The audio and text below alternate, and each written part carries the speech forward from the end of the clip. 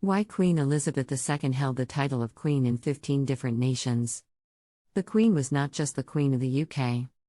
She was also the Queen of 14 of the British Empire's old colonies. And they are all part of a larger organization called the Commonwealth of Nations, also made up mostly of former British colonies. And the Queen was the head of that too. It's a vestige of the British Empire. We shall be able to make of this ancient Commonwealth, which we all love so dearly, an even grander thing. So let's unpack it. What happened to the British Empire? And what is the Commonwealth? In 1926, when Queen Elizabeth II was born, Britain ruled over nearly a quarter of the world's population through its colonies. Over centuries, the British Empire refined systems to control and extract wealth and resources from them. Like in Barbados, where they exploited the descendants of people kidnapped from Africa on their sugar plantations. Or in South Africa, where they took millions of carats of diamonds from local mines. But although the British Empire was larger and more lucrative than ever, by the early 20th century there were early signs of its dissolution. All these white settler colonies, like Australia and Canada, had become British dominions. That meant they would no longer be ruled by Britain, but would symbolically remain constitutional monarchies under the Crown. They called it the British Commonwealth. And it would turn out to be the future of the British Empire. By the time Queen Elizabeth took the throne in the 1950s, the world had changed even more.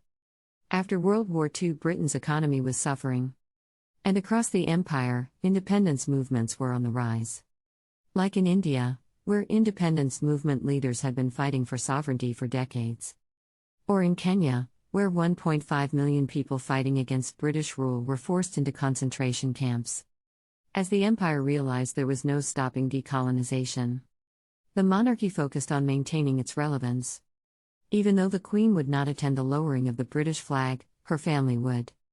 Her husband, Prince Philip, attended several ceremonies marking the independence of former colonies, including the one in Kenya.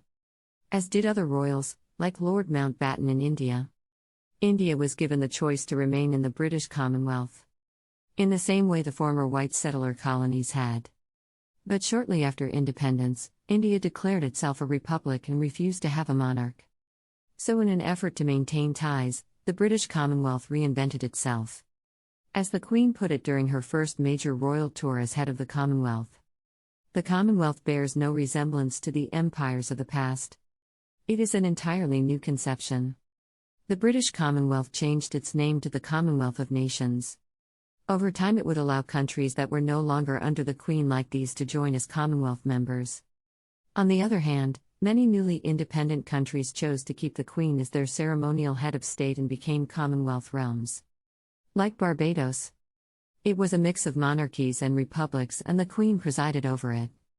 Most visibly, by expanding the imperial tradition of conducting royal tours.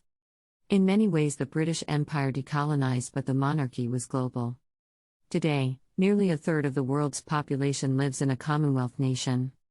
And while some countries have chosen to leave the Commonwealth, others have decided to join despite not having been British colonies. That's partly because although the Commonwealth is more or less a club, whose members don't have legal obligations to each other, it's also one of the world's largest political organizations and can be a useful forum for countries that want to amplify their voice or gain access to big diplomatic players like the UK, India, Canada, or the Crown itself. And although its members decided to make King Charles III the next head of the Commonwealth, they weren't required to. Anyone can lead the organization.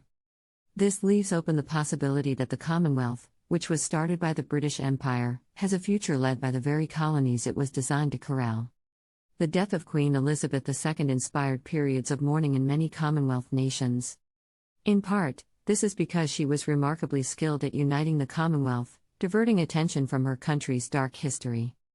However, in recent years, the monarchy can no longer hide from it as it used to. The reckoning with Britain's colonial history has sparked debates about the role of the monarchy in the Commonwealth. The death of Queen Elizabeth II also highlights the fact that much of the power in the Commonwealth now lies with Britain's former colonies. The question that arises is, what do they want? Thanks for watching.